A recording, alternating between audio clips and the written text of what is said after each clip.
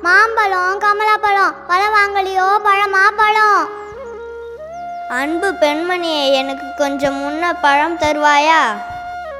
அதற்கு பதிலாக நீ எனக்கு என்ன தருவாய்? இதோ இருங்கள், வருகிறேன்.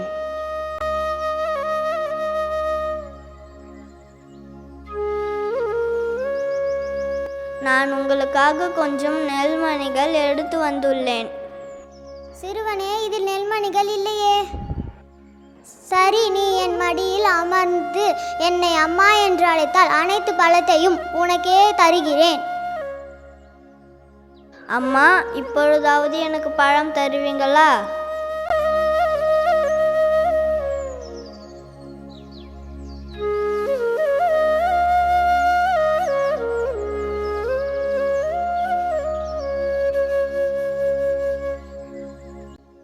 அட, என்ன ஆச்சரியம்! கூடை முழுக்க தங்கமாய் ஜொலிக்கிறதே.